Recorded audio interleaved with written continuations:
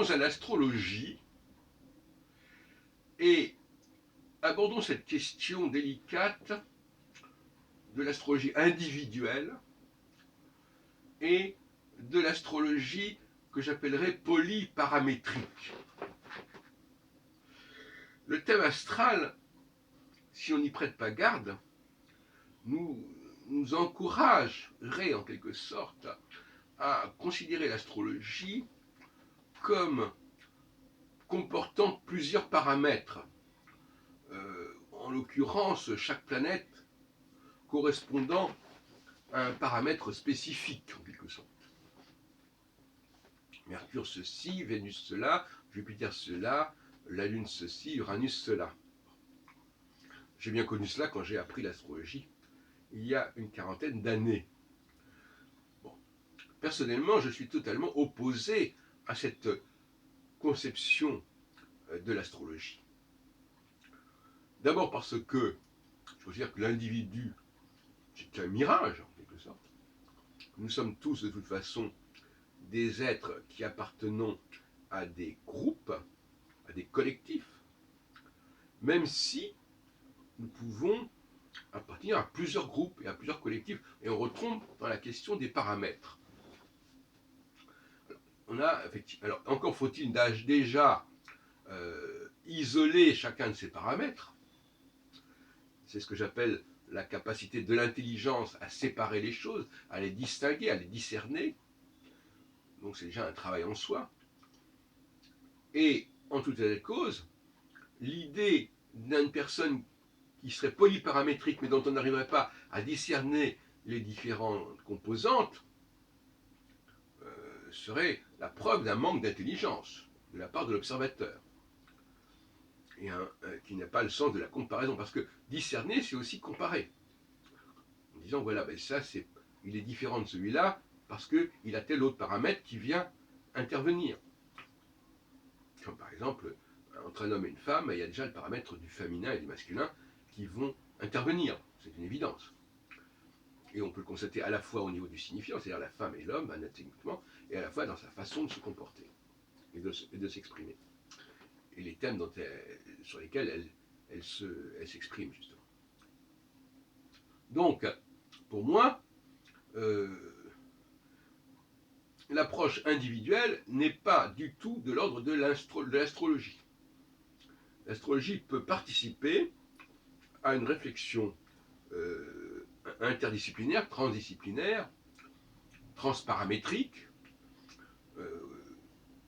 et à ce moment-là, elle apporte son paramètre propre, qui est le paramètre proprement astrologique. Proprement astrologique. Il ne s'agit pas pour l'astrologie d'aller sur les plates-bandes d'autres disciplines.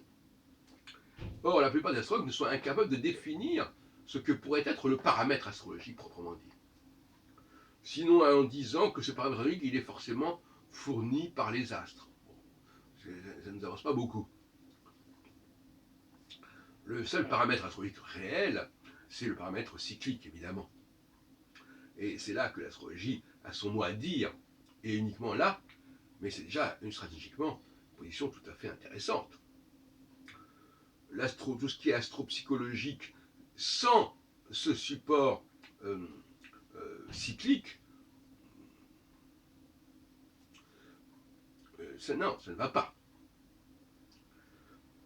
Et je dirais que dire que le thème astral nous parle de l'individu dans sa globalité, c'est-à-dire tout paramètre confondu, c'est du charlatanisme.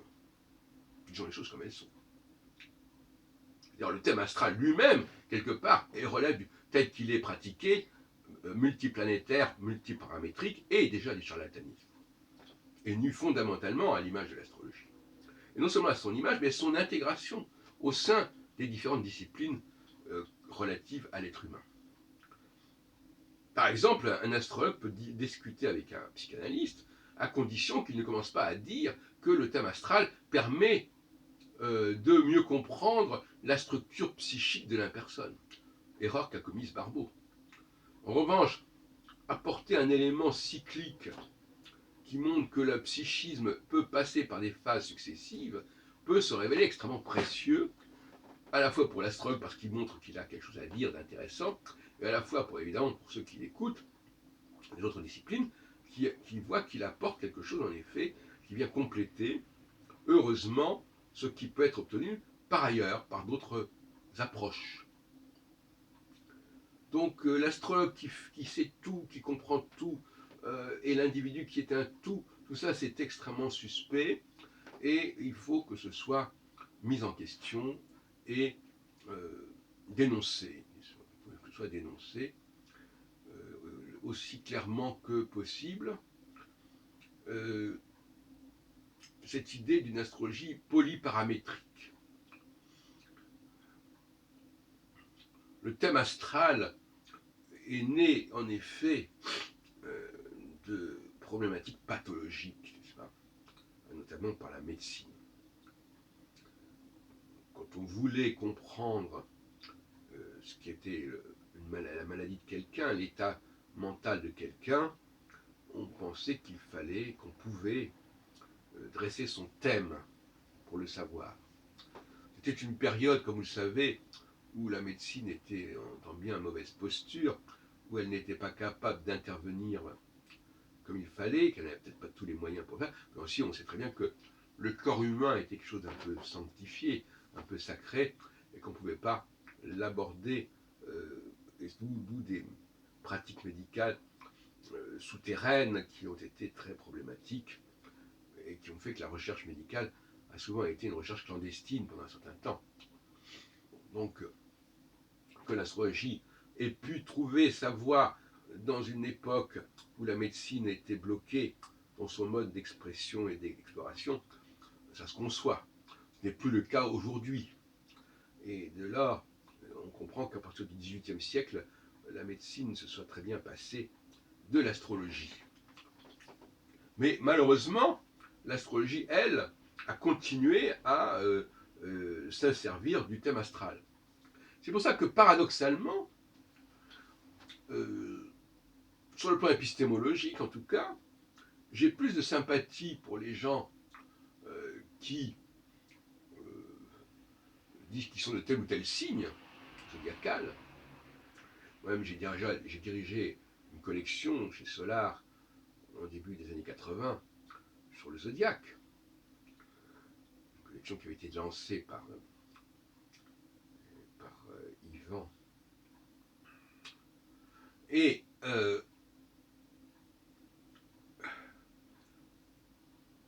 j'ai aussi écrit un bouquin sur le Sagittaire avec une autre dame, Chou. Mais d'une manière générale, oui, je trouve que, épistémologiquement, encore une fois, l'idée de classer les gens en 12 groupes n'est pas si mauvaise que ça. Même si je ne crois pas du tout à la validité réelle de ce classement. Mais il est moins problématique parce qu'il ouvre la voie vers une recherche. Alors que le thème astral, c'est un aboutissement, une impasse. Donc c'est pas la même chose. Je trouve qu'il est assez sain, toute proportion gardée, qu'une personne se dise de tel et tel signe. Ça ne mange pas de pain. Elle sait très bien qu'elle n'est pas la seule à être de ce signe. Donc on ne l'enferme pas dans son individualité en lui disant qu'elle est de tel signe. Puisqu'elle sait très bien qu'il y a des millions de gens qui sont de ce même signe. Et d'ailleurs, c'est un argument dont se servent les astrologues contre cette pratique de l'astrologie des 12 signes, en disant, mais bien sûr, tout le monde n'a pas le même destin.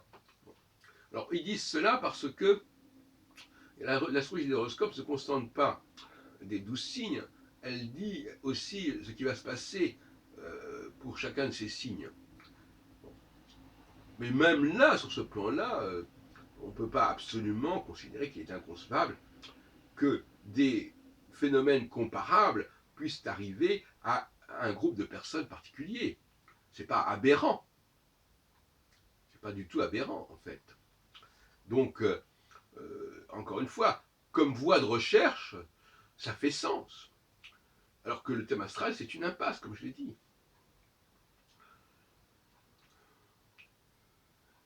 L'idée de ne pas pouvoir comprendre que des gens différents aient un vécu commun, c'est un manque d'intelligence, tout simplement, un manque de discernement.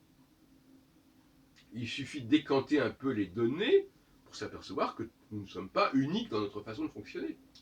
Toute personne qui est incapable de dépasser l'apparence d'unicité que donne une personne fait preuve de bêtise, purement et simplement, sinon de débilité.